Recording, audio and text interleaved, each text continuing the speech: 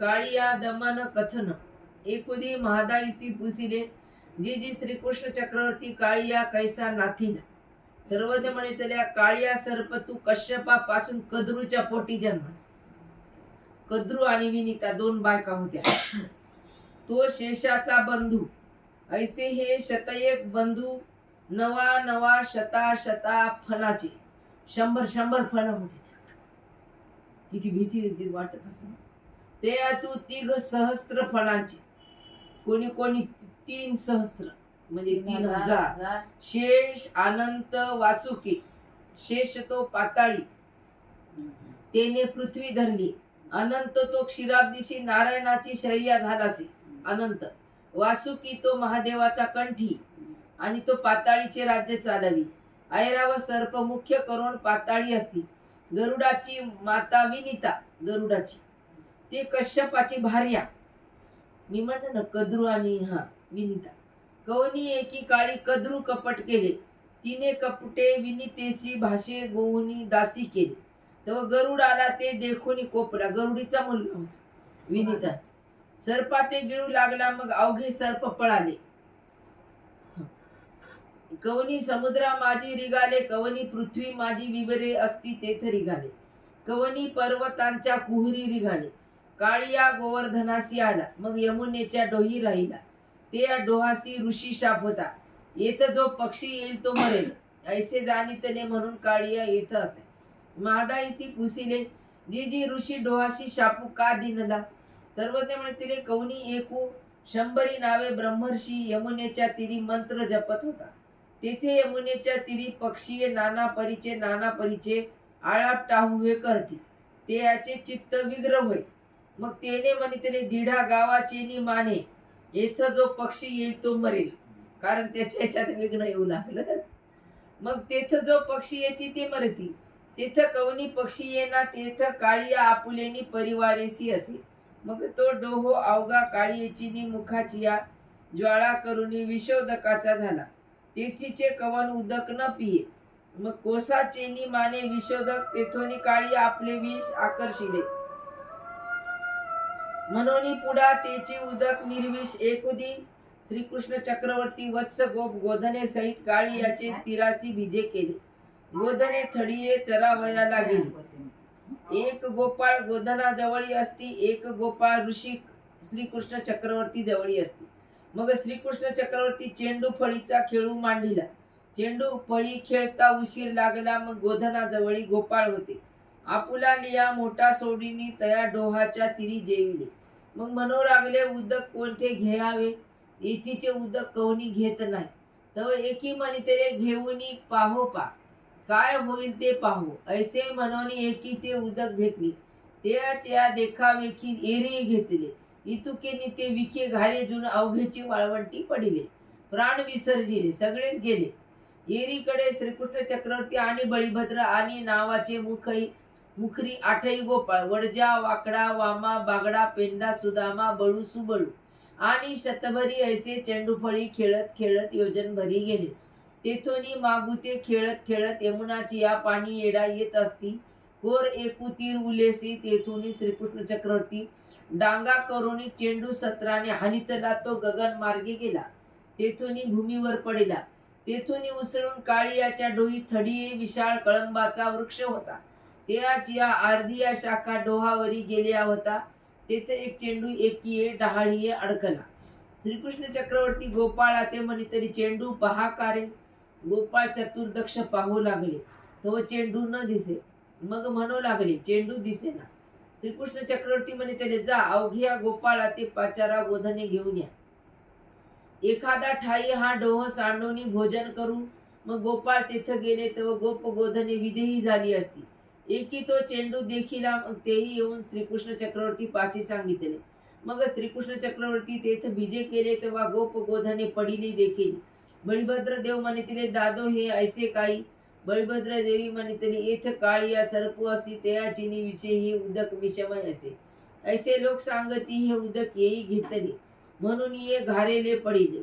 तेव्हा श्रीकृष्ण चक्रवर्ती म्हणितले दादो येया तू डोहा तू जाऊनी काळिया सीख लावी आणि डोही हुनी दौडू तुम्ही येत असा. बळीभद्र देव म्हणितले मी जाईले.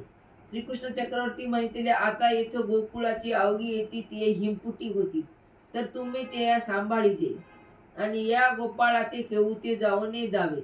पैलू चेंडू कळंबाची ढाळी येसी गुंतलासे तो डोहात टाकू, तिची मीख करून काळियाच्या भुवनासी जाओ. काळिया संग्राम करील तर तुम्ही गरुडा ते आव्हानावे. गरुड आले या अवघी गोप गोधने उठतील, गरुडासी ऐसे सांगावे. तुआ येथ अंतरिक्षची असावे, भूमीवरी न बैसावे. ऐसे सांगून श्रीकृष्ण चक्रवर्ती कळंबाची या वृक्षाजवळी गेले.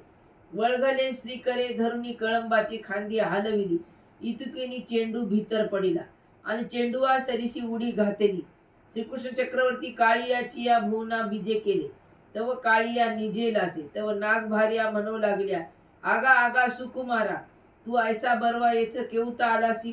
तू वेगा येथून जाय, काळिया उठेल तर तू ते डंकील. श्रीकृष्ण चक्रवर्ती म्हणितले, आमचा चेंडू येथ आलासे तेया लागी आलो. तुम्ही काळियाच्या काही पुरुषार्थ वानिता. तव तिया बोलल्या, आगा आगा सुकुमारा, तू येथून आपला चेंडू घेऊन वेगा जाय. काळिया जाणीतले होईल तर तू ते जीवितापासून मुंचवी. श्रीकृष्ण चक्रवर्ती म्हणितले, काळिया ते वरी बैसोनी नाशीन, एवढा बडीवार कायसा. म्हणून श्रीकरी चेंडूवे काळिया ते हानितले. इतुकेनी काळियाची निद्रा. तव श्रीकृष्ण चक्रवर्ती अंगणी उभा देखिला आणि कोपोनी काळिया बोलला, अरे अरे बाळका, येथ केवता आलासी, आमसी रळिया करीतासी. येथूनी वेगा जाय, आपुल्या प्राणा का मुंचो पातासी. तू येथूनी जाय, नाहीतर तुझं नाथ पोवी. इतकोनी काळिया विखाची ज्वाळ वामू लागला. श्रीकृष्ण चक्रवर्ती त्या ते क्रोधे पांपरा हानितला. तेने काळियासी मूर्छा आली. तव अवघे सर्प श्रीकृष्ण चक्रवर्तीशी झोंबू लागिनले. तेने विखे घारेले. तव बळीभद्र देव गरुडा आव्हानिले. गरुड आला. त्याच्या पक्ष झेपा अवघी यमुनेची डोहीचे जळ आंदोलनमान झाले. इतुकेनी गोपाळ गोधन अवघी निर्वीक झाली आणि काळिया मुख्य अवघी सरप भये पळाले. गतिमती कुठल्या. मग श्रीकृष्ण चक्रवर्ती काळियावरी पुष्टीवर श्रीचरण देऊन मस्तकी उभे राहून काळियाच्या मुखी घाटी सुधली. तेयाची अवघी फणा आटोपोनी तेया ते नाचवू लागिनले.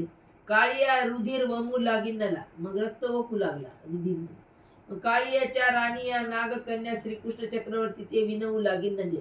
जे जे आम्हासी आता चुडेदान दिजो ऐसे अनेक शब्दी प्रार्थिले. तर श्रीकृष्ण चक्रवर्ती म्हणितले, तर हे स्थान सांडोनी जाय. मग काळिया म्हणितले, जी जी जाई. मग काळियाची धाटी काढिली. मग काळिया म्हणितले, जी जी मी हे नेनेची, माझे अपराधा क्षमा कीजो. म्हणून श्रीकृष्ण चक्रवर्तीच्या श्रीचरणी लागिनला.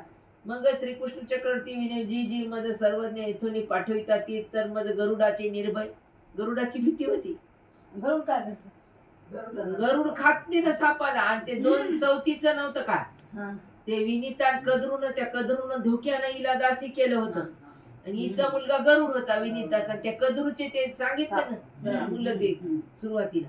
तर मग ते त्यानं प्रण केला होता, मी हिचे नष्ट करीन. माझ्या आईला दासी केलं ना कश्यप ऋषीच्या त्या बायका. आता हे जे गेलं ते चेंडूसाठी गेलं. हा, तर त्याला मारायचं होतं ना, चेंडू निमित्त होता. चेंडूसाठी हा. हे काळ्याच्या तिथे गेला. आणि मग पुन्हा सीमंतक म्हणण्यासाठी आणखी एक बात. सेमंतक म्हणे काळ्याचा काय संबंध होता? सेमंतक म्हणे अस्वलाचं, त्या जांबुवंताक. सेमंतकाची पुढे गोष्ट येते ना. तेच म्हणाले. म्हणजे जुळती. हा, ते जांबुवंत त्यांनी ते पळवला होता ते सत्राजितानं. याच्यात आहे का ती गोष्ट? हा, सगळंच आहे. सेमंतकचं आहे नाही. एरीकडे आहे की काळ्या. आहे की काळ्याचं त्याच्यात? मग ते म्हटले की निर्भय व्हावे. श्रीकृष्ण चक्रवर्ती म्हणे तरी होईल. जी स्थानी राहशील तेथे गरुड तू ते काही न करी. आणि माझी या पायीचे पद्म तुझ्या फडावर उमटले. देवाच्या पायावर जे पद्म होतं ते त्याच्या फडावर उमटलं. ते देखून तो तुझी ताती न करी. ऐसा वरू देऊनी बाहेरी बीजे केले. एरीकडे एकू गोपाळ गोकुळा गेले. तेही गोकुळास्था जवळी सांगितले श्रीकृष्ण बुडाला.